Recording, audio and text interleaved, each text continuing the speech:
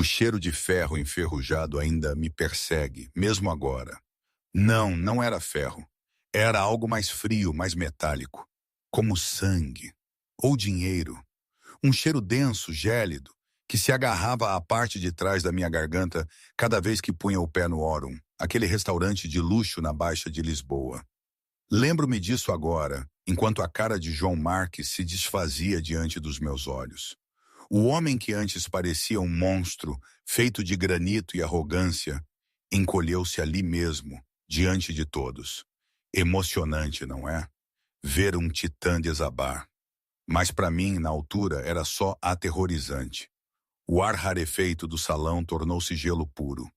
A arrogância, que o cobria como uma armadura, desapareceu, revelando algo nu, feio, mas profundamente humano por baixo. Os seus olhos, antes tão implacáveis, guinavam de um lado para o outro, procurando uma saída, um advogado, uma forma de dar a volta à situação. Mas não havia como dar a volta. Os detalhes. Estrada Nacional 9, 14 de novembro, o sedã azul. Eram coordenadas num mapa da sua alma que ele pensava ter queimado até as cinzas. Estás louca, sussurrou João, mas a sua voz falhou, traindo o tremor nas suas mãos. Tentou rir, mas o som foi um engasgo seco, uma tosse rouca. Não sei quem és. É só uma empregada descontente a tentar fazer uma cena, a tentar extorquir dinheiro por causa de uma bebida derramada. 14 de novembro, repeti, sentindo a minha voz ganhar força, ancorando-me ao chão. Afastei-me da estação de serviço. Já não era uma simples empregada. Era uma acusadora, um fantasma que se erguia do asfalto de um local de crime com uma década de idade. Há 10 anos, estavas a conduzir um Mercedes S-Class preto de 2015. Ias em excesso de velocidade porque estavas atrasado para a gala de caridade do Hospital Infantil no Hotel Palácio Estoril. Irônico, não é? Acelerar para um evento de caridade enquanto atropelas um pai. Parem! Pedro Neves, o seu advogado de longa data, sibilou colocando-se entre nós, o rosto lívido. Parecia um homem a ver uma barragem a rachar. Menina, está a fazer acusações caluniosas contra um pilar desta comunidade. Vou processá-la por tudo o que tem. Vou enterrá-la em litígios tão profundos que não verá o sol até aos 80 anos. Não tenho nada, gritei, a minha compostura finalmente a ceder a uma dor crua e sangrenta. O grito ecoou nos copos de vinho. Não tenho nada. Você tirou-me tudo. Você bateu nele, mandou-o para fora da estrada, para a ravina. E não parou, apenas abrandou. Olhou pela janela. Eu vi a sua cara nos faróis de travagem. E você foi embora. Um arrepio coletivo percorreu o salão. Uma mulher na mesa 6 cobriu a boca com uma mão cheia de diamantes. Os empregados, normalmente invisíveis, agora o observavam abertamente. Bandejas baixadas, olhos arregalados. Mas como é que chegamos a este ponto?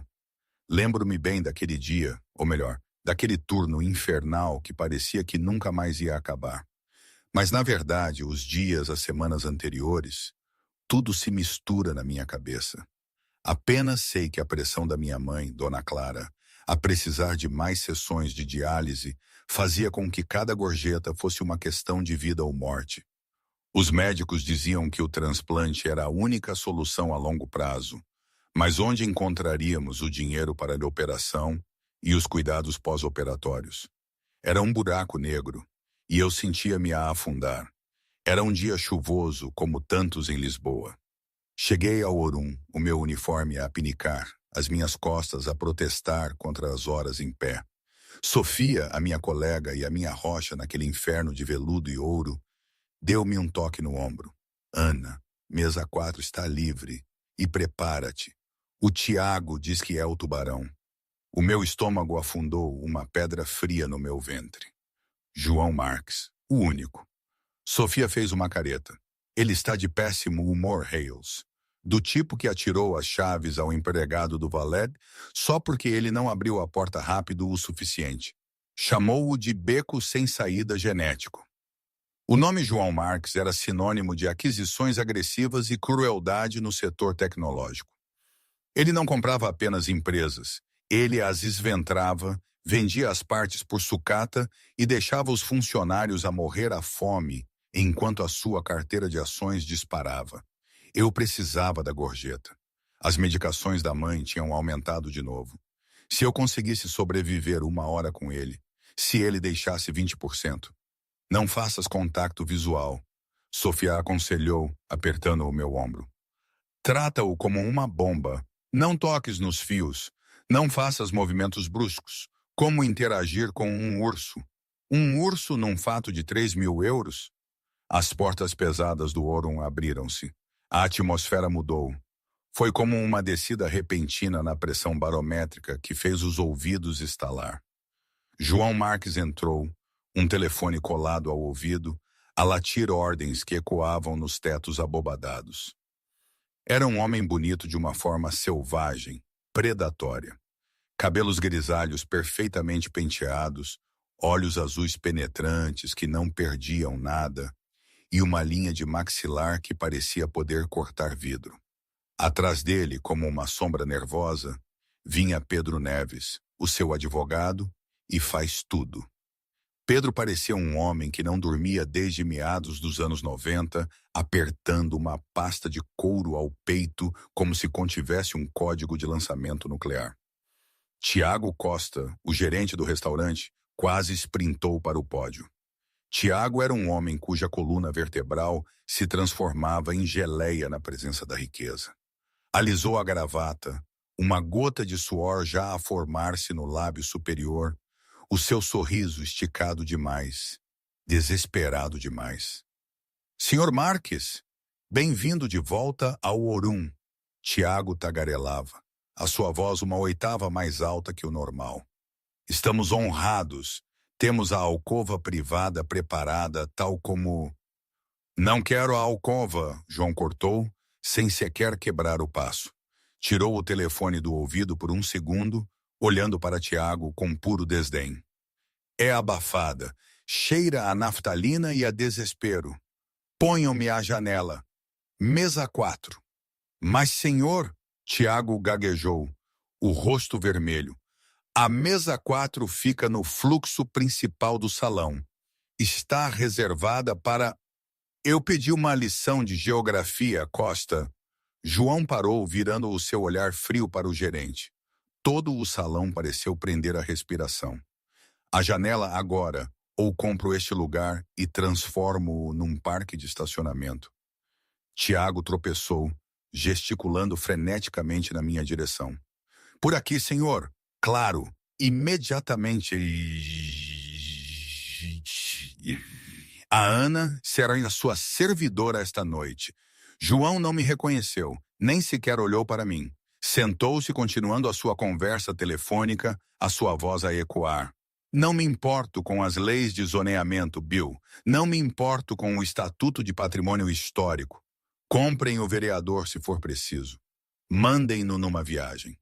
Comprem um carro à mulher dele. Não me importo. Basta que consigam a licença. Quero aquele orfanato demolido até sexta-feira.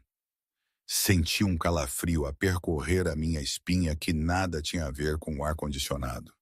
Demolido até sexta-feira. Inspirei fundo, pus a minha máscara de serviço ao cliente, um sorriso que não chegava aos olhos e aproximei-me da mesa. Boa noite, senhores, disse a minha voz suave, firme, profissional. Posso começar com... João ergueu uma mão, silenciando-me sem levantar o olhar. Agora não, sibilou para mim, afastando-me como se eu fosse um mosquito persistente. Voltou ao telefone. Não, Bill, escute-me. Se aquelas crianças ainda estiverem no edifício quando os bulldozers chegarem, isso é um problema de relações públicas, não um problema de construção. Resolva isso. Eu fiquei ali, congelada. O protocolo no Orun era estrito. Nunca sair da mesa até o cliente dispensar, mas nunca interromper. Estava presa na caixa invisível da servidão, forçada a ouvir um homem discutir a destruição de um lar para crianças como se estivesse a pedir uma sandes.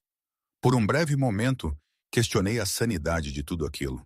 Éramos todos atores num palco ridículo, onde os bilionários eram os deuses e nós, as formigas que limpavam os seus dejetos. Na minha terra natal, lá para os lados da Guarda, diríamos que este tipo era maluco varrido. Mas talvez fosse exatamente isso. Talvez fosse demasiado real para ser verdade. O que eu sabia sobre a vida deles? Nada. Só que o meu dia a dia era a sobrevivência, e o deles, a ostentação. Uma falha de caráter com poder, sei lá. Apenas desejava que o turno acabasse. Do outro lado do salão, numa mesa tranquila no canto, um homem mais velho observava. Estava vestido com um simples fato cinzento, desgastado, a beber um copo de água da torneira. Ricardo Mendes. Vinha todas as terças-feiras, pedia a sopa e lia um livro. Ninguém lhe prestava muita atenção. Dava gorjetas modestas e nunca se queixava. Mas naquela noite, Ricardo não estava a ler. O seu livro estava fechado na mesa. Os seus olhos estavam fixos em João Marques com uma intensidade que queimava. Os seus nós dos dedos brancos enquanto apertava o copo de água. 10 minutos se passaram. As minhas pernas doíam. As minhas costas latejavam. João continuava a repreender quem quer que estivesse do outro lado da linha.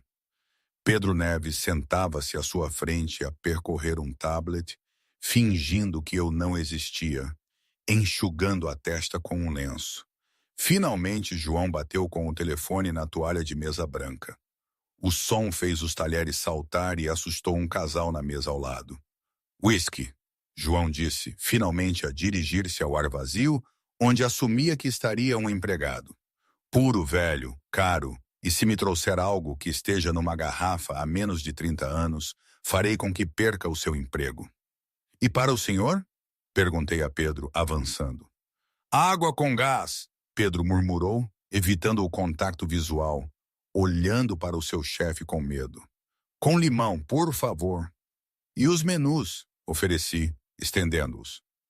Sabemos o que queremos, João respondeu, finalmente olhando para mim. Os seus olhos estavam desprovidos de humanidade.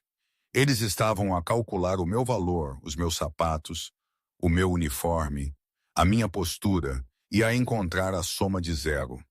A Porterhouse mal passada. Se estiver mal passada para a média, mando-a de volta. Se estiver azul, mando-a de volta. Mal passada. Compreende português? Ou preciso de desenhar um diagrama num guardanapo? Compreendo, senhor, disse apertando o meu bloco de notas com tanta força que os meus nós dos dedos ficaram brancos. Porterhouse mal passada. Algo mais? Paz e sossego, João murmurou, pegando novamente no telefone. Vá embora. Recuei para a cozinha, o meu coração a martelar contra as costelas como um pássaro enjaulado. Ele é um monstro, sussurrei para a Sofia enquanto registrava o pedido no terminal do computador. Ele está a falar em demolir um orfanato, Sofia. Quem faz isso? Ele é um monstro com um Amex Black, suspirou Sofia, carregando uma bandeja com aperitivos. Apenas lhe leva a carne e a bebida e sai da zona de perigo. Não sejas uma heroína, Hales. Apenas sobreviva ao turno. Mas enquanto eu esperava que o barman servisse o whisky vintage, um copo que custava mais do que a minha renda mensal, tive um pressentimento. O ar na cozinha parecia demasiado quente. Os chefes gritavam demasiado alto. Parecia a calma antes de uma catástrofe. O universo estava a preparar um soco, e eu estava bem no seu caminho. Eu não sabia ainda, mas o copo de líquido âmbar na minha mão estava prestes a tornar-se o catalisador para a pior noite da minha vida. E a melhor. A cozinha do Aurum era um caos coreografado, um balé de vapor e aço. O chefe Marco, um homem grande com um temperamento que rivalizava com o de João Marques, estava a empratar a Porterhouse. Mesa 4! Marco gritou, batendo com o prato quente na passagem. Mal passada perfeita. Não deixem que assente ou crie uma crosta. Anda, anda, Anda, se o Marques mandar isto de volta, tiro da vossa gorjeta. Eu equilibrava a bandeja pesada. O bife chiava no prato de cerâmica. O cheiro de alecrim, alho e manteiga queimada a subir, misturando-se com o forte aroma a fumo do uísque. Na outra mão, eu estabilizava o copo de cristal do Macallan de 40 anos. Vais conseguir, Hales. Murmurei para mim mesma, respirando fundo. Pela mãe? Movi-me pelo salão com a graça de uma bailarina. Fazia isto há 6 anos. Sabia como navegar pelos espaços apertados entre as cadeiras, como antecipar um cliente a inclinar-se para trás, como tornar-me invisível. Enquanto me aproximava da mesa 4, João estava no meio de uma discussão acalorada com Pedro. A sua voz estava mais baixa agora, mas mais intensa, a vibrar com ameaça. Nicole está a ameaçar ir à imprensa. Pedro dizia, a voz abafada e urgente, inclinado sobre a mesa. Ela sabe sobre as contas nas Ilhas Caimão, João. Ela tem os números de roteamento. O rosto de João ficou vermelho. Ele cravou o garfo na toalha de mesa. Nicole é uma criança. Ela não sabe nada além de como gastar o meu dinheiro. Se ela falar com a imprensa, corto-a tão rápido que ela estará a mendigar na Avenida da Liberdade. Arruíno o crédito dela. Fico com o apartamento. Congelei por uma fração de segundo. O meu pé suspenso a meio do passo. Nicole. O nome desencadeou uma memória. Um flash de uma notícia de anos atrás. Uma rapariga a chorar. Um funeral. Mas afastei-o. Concentra-te no serviço. Mão esquerda ao prato. Mão direita à bebida. O seu bife, senhor, disse, deslizando o prato em silêncio, posicionando-o perfeitamente. João ignorou-me. Ela pensa que tem influência. Eu construí este império sobre os cadáveres de homens mais inteligentes que ela. Ela não é nada. É uma parasita. Senhor, ela tem os diários, Pedro sussurrou, os olhos arregalados. Os diários da mãe dela. Os da clínica. João ficou em silêncio. O ar à volta da mesa tornou-se gélido. A sua mão cerrou-se num punho na mesa. Eu estendi a mão para colocar o uísque perto da sua mão direita. Fui cuidadosa. Fui precisa. Nesse exato momento, Tiago Costa, o gerente, passou a correr. Estava distraído, acenando freneticamente para um convidado VIP que entrava no foyer. Ao olhar para o outro lado, o cotovelo de Tiago roçou no meu braço. Apenas um toque, mal um roçar, uma fração de polegada. Mas foi o suficiente. O copo de cristal tombou. O tempo pareceu abrandar. Foi uma câmara lenta, agonizante e cinematográfica. Olhei com horror enquanto o líquido âmbar arqueava no ar. Apanhou a luz do candelabro, parecendo ouro líquido. Não atingiu o rosto de João. Não atingiu a mesa. Espirrou diretamente no colo do seu fato italiano cinzento ardósia feito-lhe à medida. Por um segundo, houve um silêncio absoluto. O líquido encharcou o tecido caro instantaneamente, tornando-o preto. Depois a explosão. João levantou-se da cadeira tão rápido que ela tombou para trás com um estrondo ensurdecedor que ecoou como um tiro. Sua vaca estúpida! O rugido encheu o restaurante. Garfos pararam no ar. As conversas morreram instantaneamente. A música de jazz de fundo pareceu desvanecer-se num gemido minúsculo. Um empregado deixou cair uma colher a 3 mesas de distância. Eu estava paralisada, a bandeja vazia a tremer nas minhas mãos, o meu rosto descolorido. Senhor, eu sinto muito. Foi um acidente. Lamenta. A voz de João não era apenas alta, era venenosa. Ele avançou na minha direção, empurrando a cadeira para o lado. Invadiu o meu espaço pessoal, pairando sobre mim como uma trovoada. Lamenta? Tem ideia do que acabou de fazer? Este fato custa 5.000 euros. Isso é mais do que ganha em 3 meses a transportar pratos como uma serva. Isso é mais do que a sua vida vale. Senhor, por favor. Pedro Neves levantou-se nervoso, olhando para os clientes atônitos. As pessoas estão a olhar. Podemos deixá-las olhar. João virou-se para o seu advogado, cuspindo as palavras, depois voltou-se para mim. Quero que vejam a incompetência. Quero que vejam o que acontece quando se deixa lixo sem educação e desajeitado lidar com coisas de valor.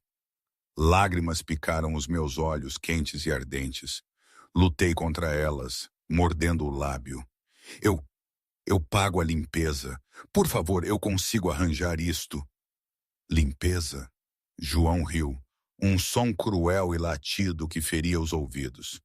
Acha que consegue limpar isto? Arruinou-o, tal como arruína tudo o que toca. Aposto, olhe para si.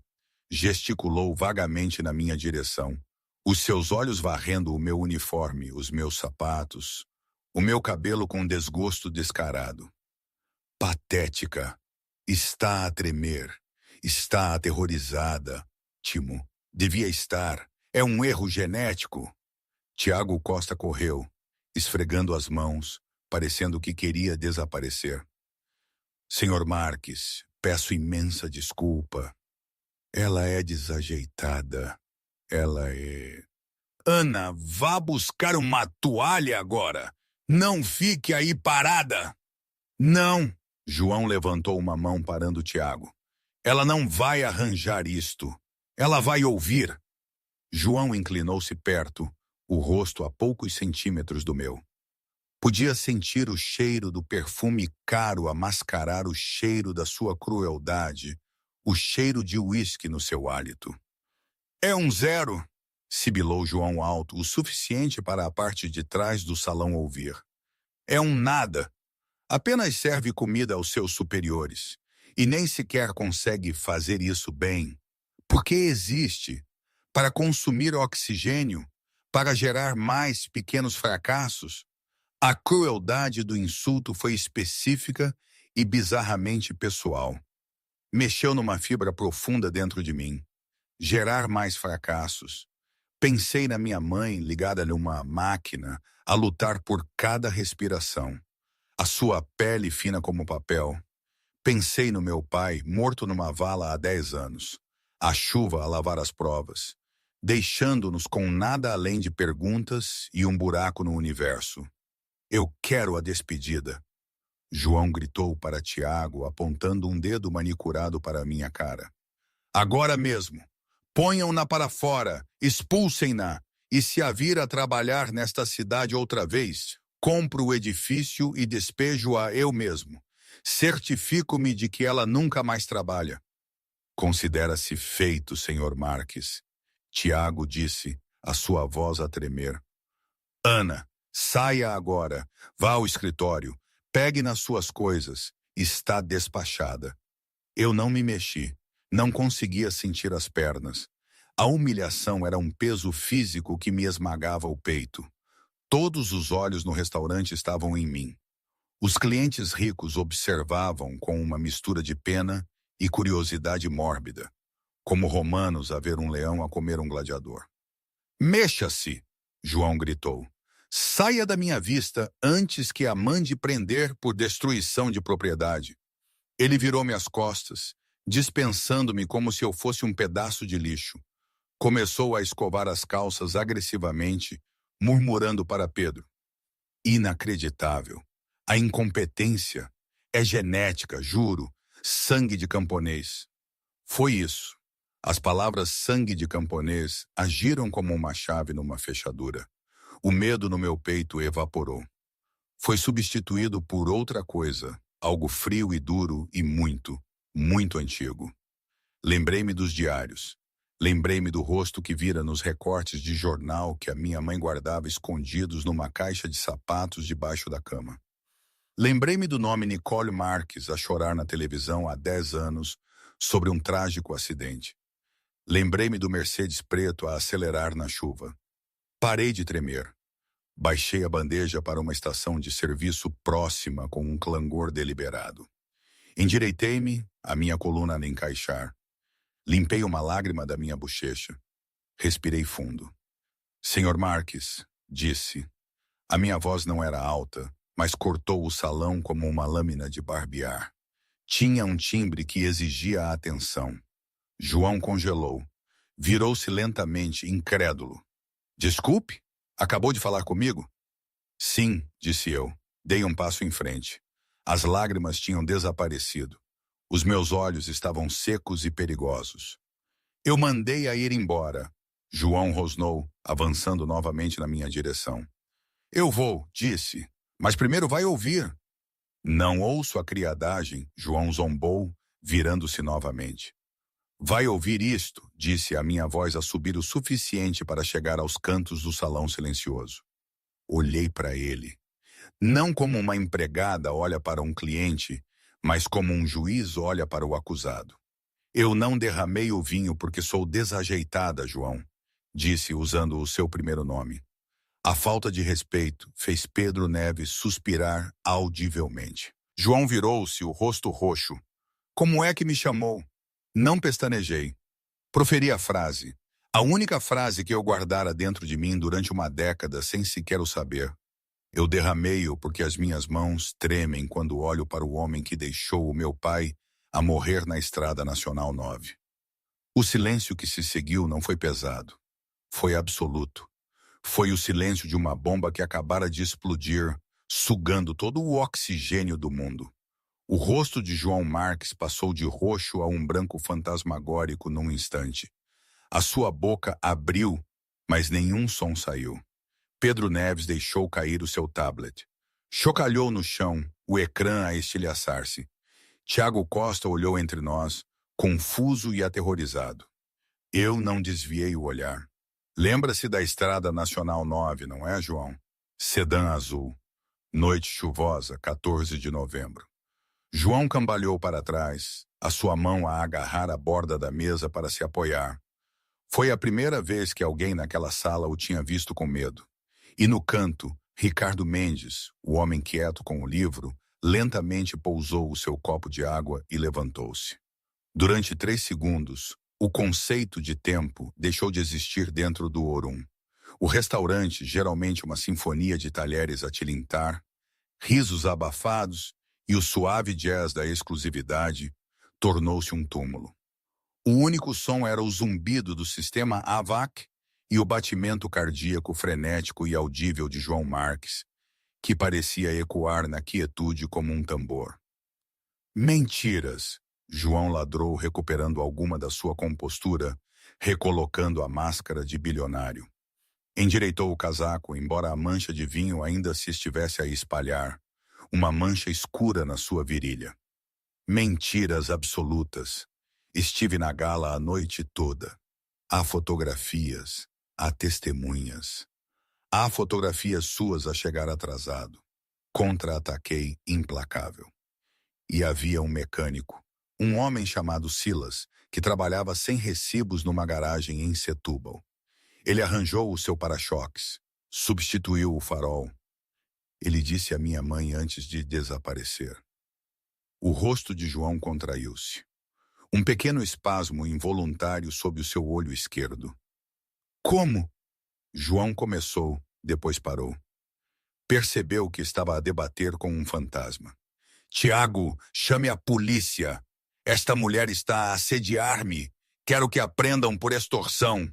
Tiago Costa tremia tanto que parecia que ia desintegrar-se. Tentou pegar no telefone, os seus dedos atrapalhados no ecrã, mas uma mão apertou o seu pulso. Não era minha. Era Ricardo Mendes, o homem quieto da mesa do canto. Ricardo não parecia uma ameaça. Tinha 60 anos, calvo, vestindo um casaco de lã que já vira melhores dias. Mas o seu aperto no braço de Tiago era de ferro, o aperto de um homem que segurara o peso da lei durante 40 anos. Pouse o telefone, filho, Ricardo disse calmamente. Quem pensa que é? João retorquiu, virando a sua agressão para o novo alvo. Meta-se na sua vida, velho. Volte para a sua sopa. Ricardo sorriu, mas o sorriso não chegava aos olhos. Os seus olhos eram de pedra fria. É da minha vida, João. De fato, é da vida do estado de Portugal. Ricardo meteu a mão no bolso do casaco. Pedro Neves recuou, talvez esperando uma arma. Em vez disso, Ricardo tirou uma carteira de couro gasta e abriu-a. Um crachá dourado, gasto nas bordas, mas inconfundível, brilhou sob a iluminação ambiente do restaurante. Procurador distrital Ricardo Mendes, disse suavemente. Reformado agora, na maior parte. Mas eu fui o procurador principal no caso da Estrada Nacional 9 há 10 anos. O caso Silva, chamávamos-lhe, porque nunca encontramos o condutor. A cor do rosto de Pedro Neves desapareceu por completo. Mendes, pensei que estivesse morto. Ouvi dizer que teve um AVC. Não morto, Ricardo disse, caminhando lentamente para a mesa de João, apoiando-se na parte de trás de uma cadeira vazia. Apenas paciente, sabíamos que era um Mercedes preto. Encontramos os fragmentos de tinta incrustados na grade de proteção, mas nunca conseguimos encontrar o carro. Desapareceu como magia. Ele olhou para Pedro, o seu olhar perfurante. Ou como alguém com muito dinheiro e um advogado muito bom o fez desaparecer. João riu, um som nervoso e agudo que feria os ouvidos. Isto é uma armação. Vocês estão a trabalhar juntos. Ela está a ler um guião. Isto é uma extorsão. Encontraram uma empregada desesperada e treinaram-na. Eu nunca o conheci na minha vida, disse olhando para Ricardo com genuína confusão. Ricardo olhou para mim, os seus olhos suavizando-se numa profunda tristeza. Eu sei quem és, minha querida. Pareces-te tanto com o teu pai. Eu sentei-me com ele na ambulância antes de ele falecer. Ele não disse muito. Estava em choque. Continuava a perguntar se ia chegar atrasado ao jantar. Ele disse que prometera à sua filhinha que estaria em casa para a pizza. Soltei um soluço, um som áspero e ferido. Cobri a boca, os meus joelhos a cederem. Sofia Ramalho correu, abraçando a amiga, lançando olhares de ódio a João que poderiam ter feito sangrar. Acabou, Marques! Sofia cuspiu. Acabou para si. Acabo quando eu digo que acabo. João rugiu. Agarrou o seu copo de água e atirou-o contra a parede. Partiu-se, enviando cacos a cair sobre uma mesa vazia como diamantes. Eu sou João Marques. Sou dono de metade desta cidade. Acham que a palavra de uma empregada e de um ex-polícia senil importa? Tenho amigos no Senado. Tenho juízes na minha folha de pagamentos. Jogo golfe com o chefe da polícia. E isso, Ricardo Mendes disse calmamente, tirando o seu telemóvel. É exatamente o que eu precisava de ouvir. Virou o telemóvel. O ecrã brilhava vermelho. A gravar. Portugal é um estado de consentimento unilateral para gravar conversas em locais públicos onde não há expectativa de privacidade. Ricardo disse casualmente, tocando no ecrã. E gritar a plenos pulmões num restaurante cheio sobre subornar juízes. Isso grita interesse público para mim. João olhou para o telemóvel. Olhou para Pedro. Olhou para a saída. Pedro Neves começou a recuar. Pegou na sua pasta. João, eu disse-te para resolveres a coisa da Nicole. Eu disse-te que o passado não fica enterrado. Você arranjou, João gritou para o seu advogado, a sua voz a rasgar-se. Você disse que o Silas era discreto. Você disse que o carro foi esmagado num cubo. Você disse que estava tratado. E pronto, Ricardo disse, tocando no botão de parar a gravação. Confissão, cumplicidade após o fato, conspiração. João olhou à volta da sala. Cada pessoa tinha o telemóvel na mão agora. Empregados, ajudantes de limpeza, os clientes ricos que ele tentara impressionar. Estavam todos a gravar. Estava cercado por uma parede de olhos digitais a transmitirem direto a sua derrocada para o mundo. Chame o meu carro, João sussurrou para Pedro. Chame-o você mesmo, Pedro disse, deixando cair a sua pasta. Não vou ser cúmplice de homicídio por negligência. Estou fora. Vou ligar para o meu próprio advogado. Pedro virou-se e saiu pela porta da frente, deixando o bilionário sozinho no centro da sala, isolado num holofote da sua própria criação. João olhou para mim. Por um momento pensei que ele me podia atacar. As suas mãos estavam cerradas em punhos, as suas veias a saltar no pescoço. Parecia um animal encurralado, mas não atacou. Desabou. A luta esvaiu-se dele. Pareceu pequeno. Quanto? João perguntou-me, a sua voz oca, derrotada. Desculpe, quanto quer? João tirou um talão de cheques do bolso interior. As suas mãos tremiam tanto que mal conseguia segurar a caneta. Para dizer que inventou, para assinar um NDA, para dizer que foi um mal-entendido. 1.000.000, 2. Posso escrevê-lo agora. Cheque bancário amanhã de manhã, fundos certificados. O restaurante ficou em silêncio novamente, à espera da minha resposta. 2 milhões de euros. Pairou no ar. Pagaria o tratamento da minha mãe 10 vezes mais. Pagaria a dívida. Compraria uma casa. Mudaria tudo. Olhei para o talão de cheques. Olhei para a caneta na sua mão. Pensei na máquina de diálise a zumbir no nosso pequeno apartamento.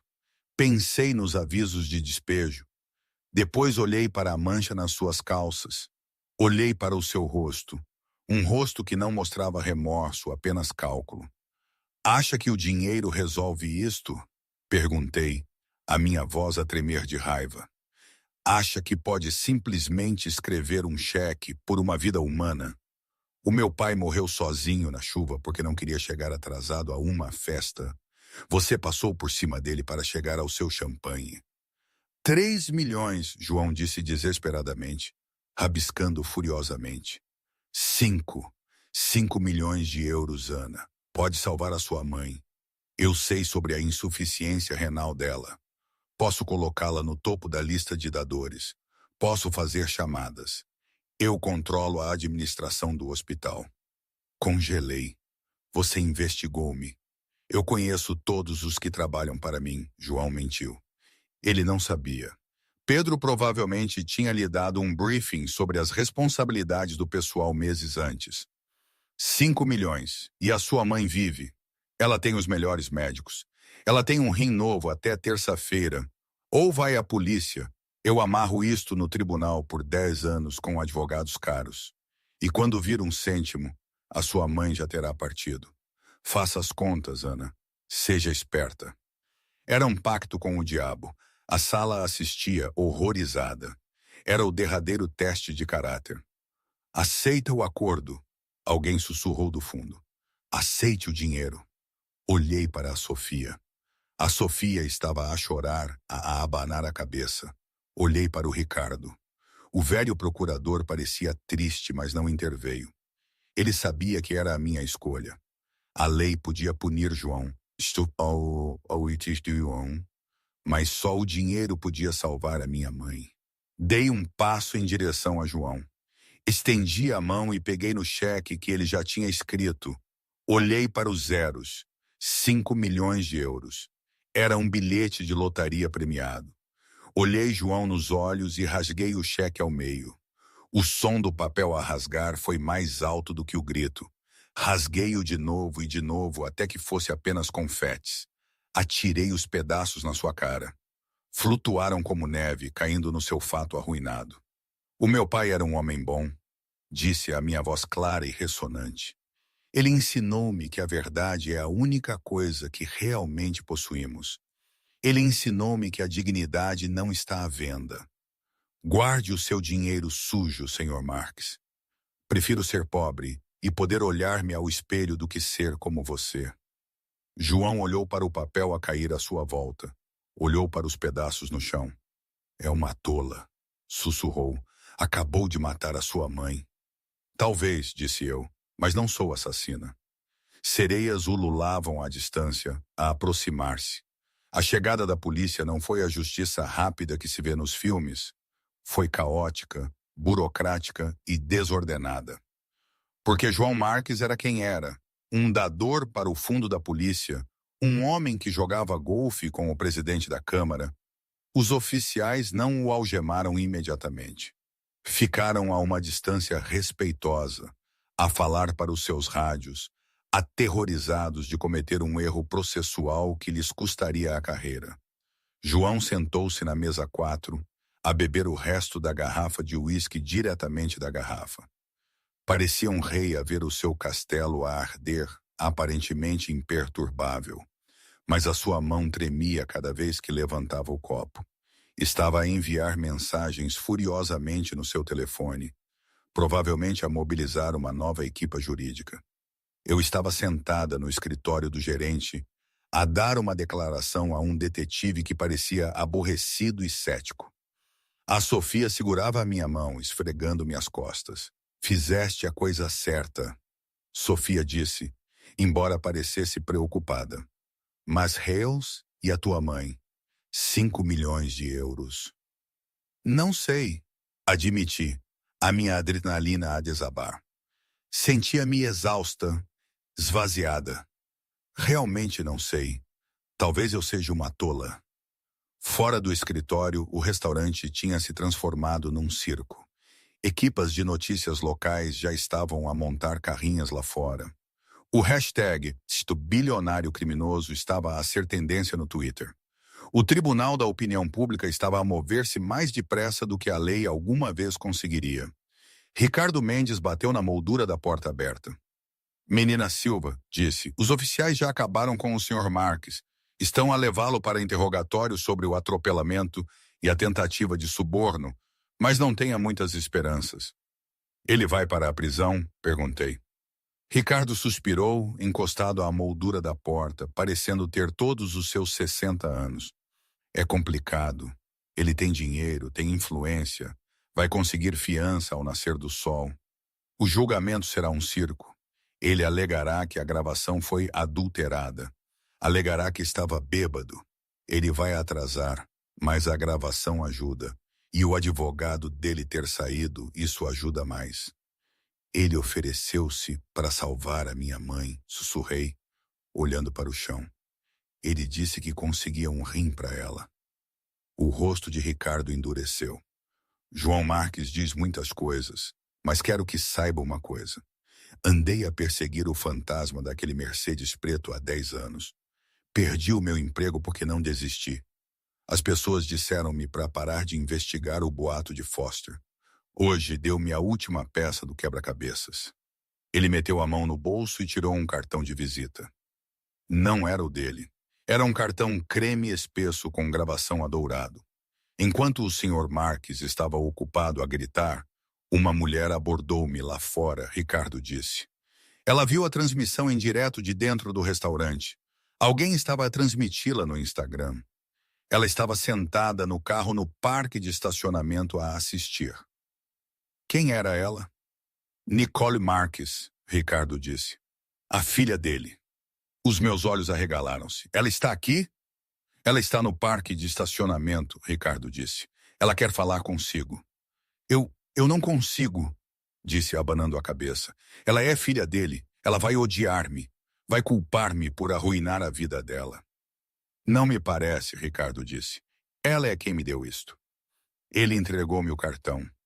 No verso, escrito à mão com uma caligrafia elegante, havia uma nota.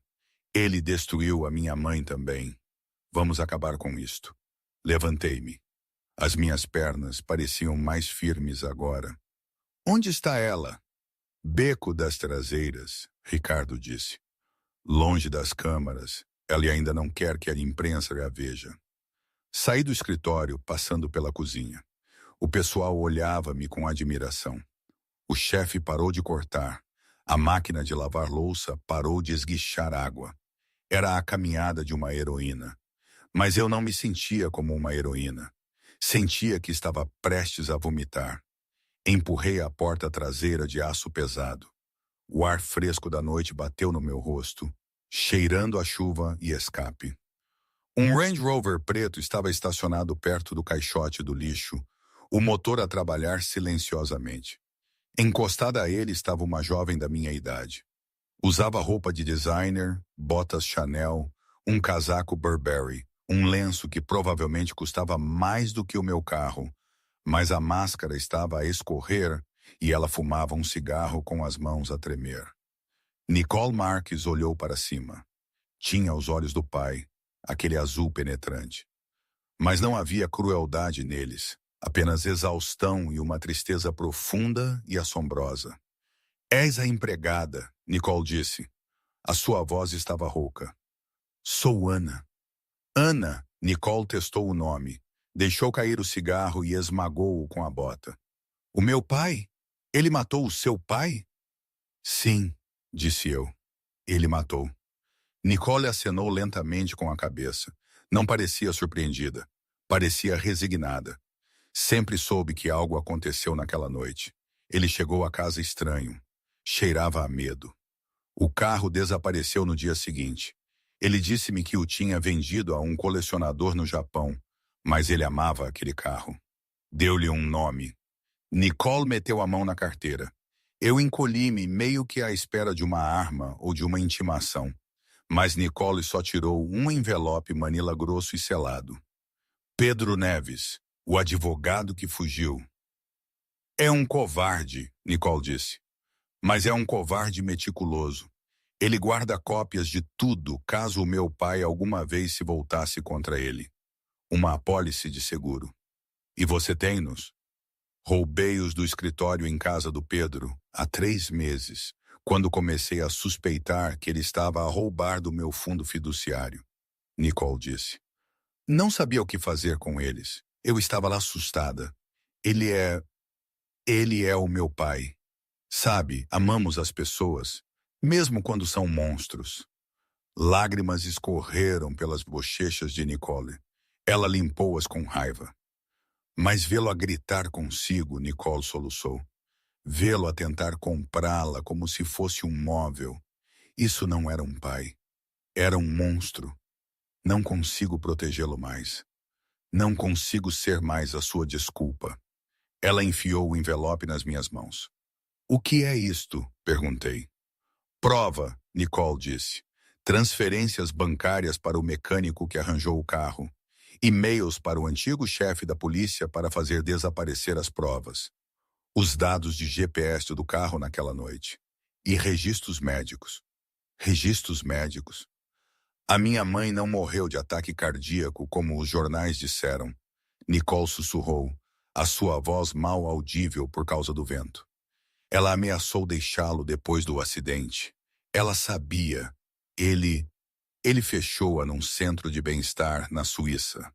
Ele drogou-a até que ela não soubesse o próprio nome, para a manter calada. Ele matou-a também. O ar pareceu sair dos meus pulmões. Senti-me mal. O mal era muito mais profundo do que apenas um acidente de carro. Era uma podridão que consumira uma família inteira. Por que me deu isto? Perguntei. Isto destrói a sua herança. Não quero o dinheiro, Nicole disse. Quero dormir à noite porque você o enfrentou. Ninguém o enfrenta. Nem eu, nem o Pedro. Só você. Nicole abriu a porta do carro. Vou à esquadra para dar uma declaração. Devia levar isso ao Sr. Mendes. Ele saberá o que fazer. Nicole, disse eu. Espere. Nicole parou, a mão na maçaneta da porta. Obrigada. Nicole ofereceu um sorriso triste e quebrado. Não me agradeça. Apenas o meta na parede. Enquanto o Range Rover se afastava, desaparecendo na névoa de Lisboa, olhei para o envelope. Era pesado. Parecia que estava a segurar uma bomba. Virei-me para voltar para dentro, mas uma sombra destacou-se da parede perto dos contentores de lixo. Momento comovente! Uma voz zombou. Congelei. O sangue gelou nas minhas veias. Era João Marques. Não estava algemado. A polícia estava lá na frente a lidar com a imprensa. Ele deve ter escapado pela saída lateral durante o caos. Ou talvez tenha pago a alguém para olhar para o outro lado por 5 minutos. Parecia desgrenhado. A gravata estava solta. Os seus olhos estavam selvagens, maníacos. Parecia perigoso. Dê-me o envelope, Ana, João disse entrando na luz tênue da lâmpada de segurança. Estendeu uma mão. A polícia está lá fora, avisei, encostando-me à parede de tijolos. Apertei o envelope contra o peito. A polícia trabalha para a cidade, e a cidade trabalha para mim. João rosnou.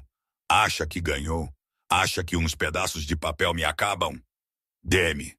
Ele avançou. Gritei, mas ele era rápido. Agarrou o meu pulso, torcendo-o dolorosamente. O envelope caiu na calçada molhada. João chutou-o para trás de si. Acha que me pode arruinar? João gritou, o seu rosto a poucos centímetros do meu, cuspindo de raiva. Prendeu-me contra o contentor de lixo. Eu sou um titã. Você é uma formiga. Eu vou esmagá-la. Ele levantou a mão para me bater. Era um punho fechado. Ia matar-me, ali mesmo no beco. Apertei os olhos, à espera do golpe. Nunca veio. Crac!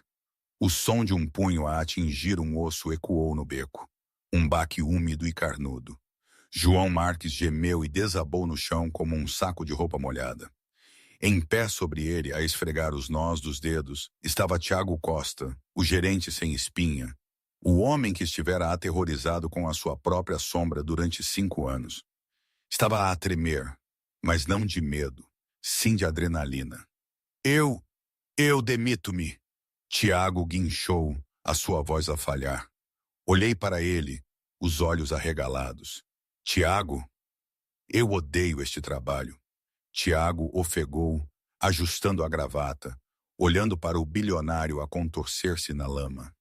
E eu realmente odeio a ele. Ele chamou-me de beco sem saída genético. João gemeu no chão, sangue a escorrer do nariz. Tentou levantar-se, mas Tiago deu-lhe um pontapé nas costelas. Fique quieto! Está despedido, Costa, não? João sibilou. Está morto! Eu vou mandá-lo matar. Senhor Marques! A voz de Ricardo Mendes veio da porta. Atrás dele estavam 4 polícias, verdadeiros, não os hesitantes da frente. Tinham as armas em punho. Estávamos a perguntar-nos onde tinha ido. Ricardo disse, passando por cima das pernas de João para apanhar o envelope de uma poça. Limpou-o cuidadosamente. A peça que faltava, tentativa de agressão a uma testemunha.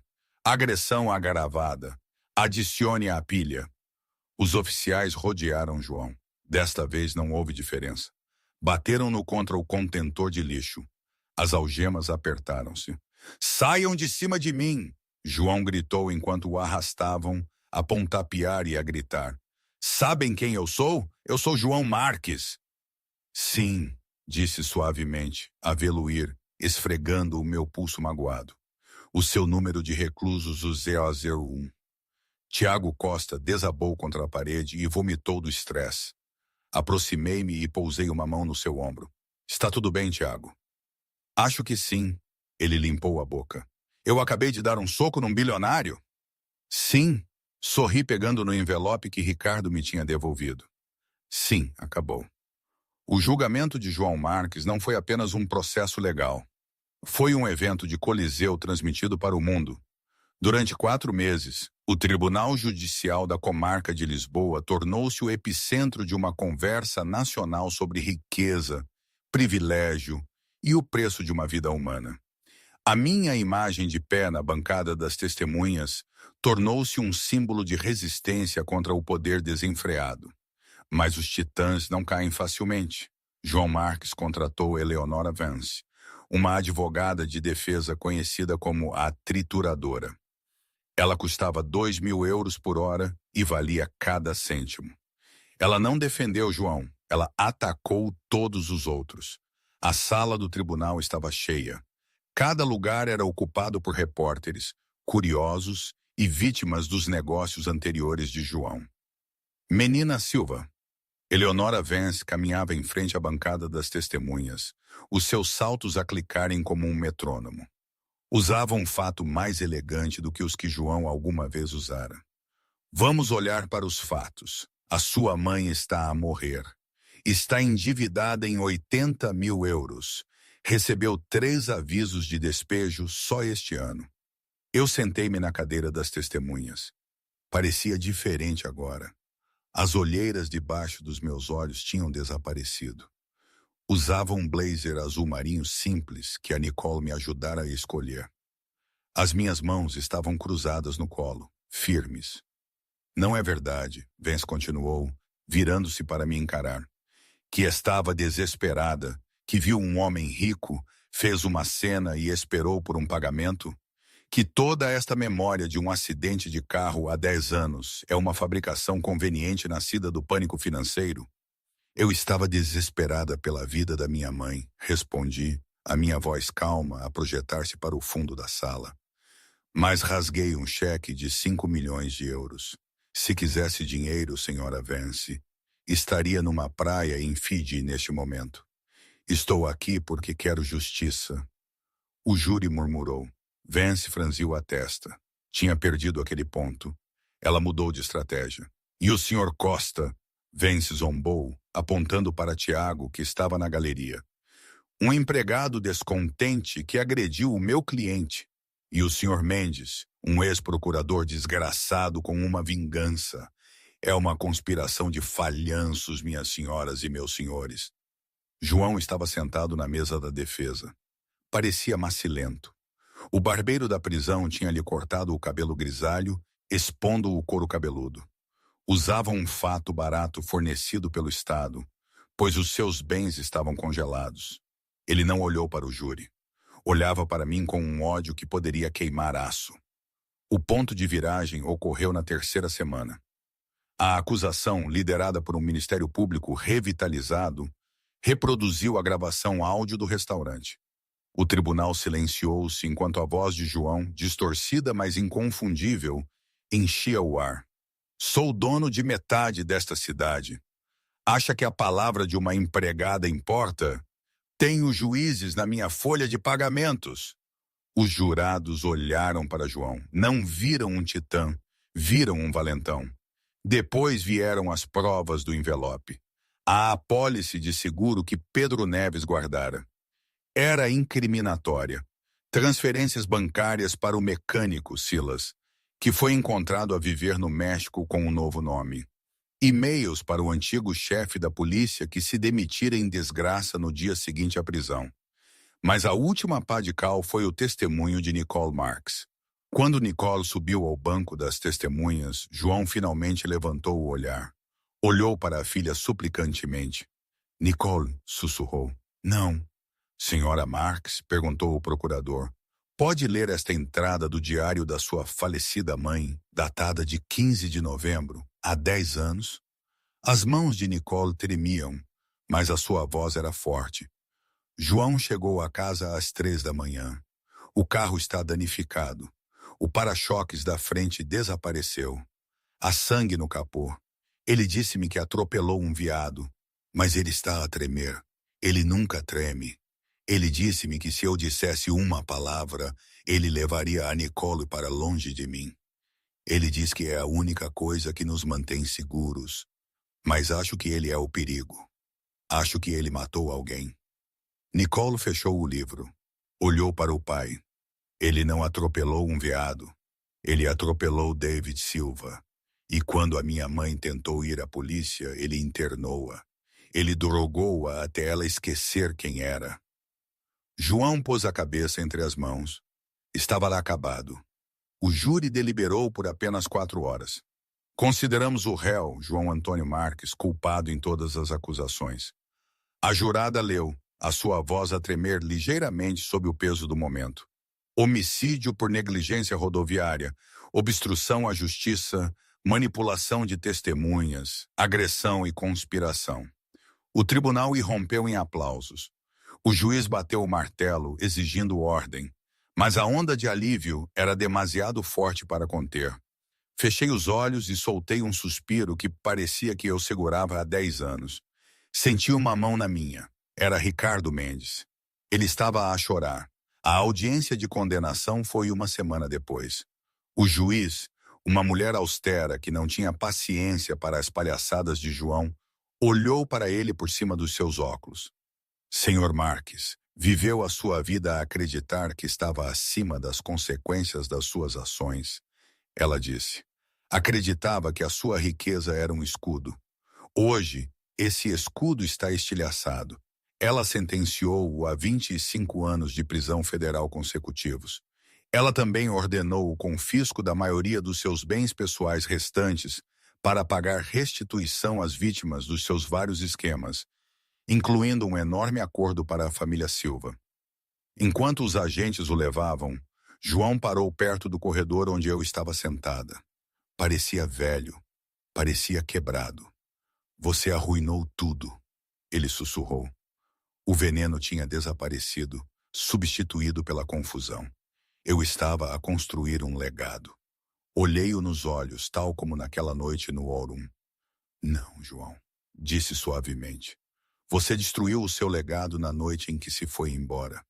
Eu apenas acendi as luzes. Ele foi levado, as portas pesadas a fecharem-se atrás dele, com uma finalidade que ecoou como um túmulo. 90 dias depois, as opressivas cortinas de veludo do Aurum desapareceram. No seu lugar, a luz do sol inundava os pisos quentes, em tons de mel. O cheiro a medo e a dinheiro tinha sido substituído pelo aroma de pão de massa lêveda fresco e risos genuínos. A placa acima da porta agora dizia: A Cozinha da Ana. Eu estava perto do balcão da recepção no meu avental de chefe branco, a observar o movimento. Sofia, agora a gerente-geral, movia-se pela sala com eficiência e confiança. A transformação tinha sido um milagre, financiado por Nicole Marques, que usou a sua herança para se associar comigo. Um lugar que o meu pai teria odiado, Nicole dissera. Um lugar onde as pessoas são tratadas como seres humanos. Na cozinha, os gritos desapareceram. Tiago Costa já não era um gerente suado, mas um alegre chefe de pastelaria, finalmente autorizado a fazer as suas tortas de limão e manjericão. A crescerem perfeitamente, chefe. Ele sorriu enquanto eu verificava a linha. No salão, na melhor mesa junto à janela, estavam Ricardo Mendes e a minha mãe, Dona Clara. A Dona Clara parecia vibrante. A sua cor regressara graças ao transplante financiado pela restituição do tribunal. É maravilhoso, querida, a Dona Clara disse, apertando a minha mão com força renovada. Está tudo pago pela casa, Ricardo. Sorri para o ex-procurador. Já sabe as regras. Nós salvamo-nos uns aos outros. Ricardo piscou, guardando a carteira. A campainha tocou. Um jovem entrou, segurando um currículo, parecendo aterrorizado num fato barato que lhe ficava demasiado grande. Ele lembrou-me de mim mesma, há 6 anos, faminta e invisível. Olá, gaguejou. Vi a placa de precisa-se, mas não tenho muita experiência. Sorri, lembrando-me do escárnio de João Marques e do cheque que rasguei. Lembrei-me da sensação de ser ignorada. Qual é o seu nome? Perguntei gentilmente.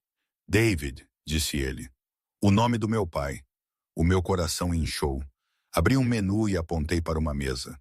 Experiência, podemos ensinar, David. Dignidade vem de série. Vá sentar-se ao balcão e faça uma refeição por nossa conta. Depois falamos. Enquanto ele se afastava, atordoado pela gentileza, respirei fundo. O ar já não cheirava a dinheiro metálico. Cheirava a justiça.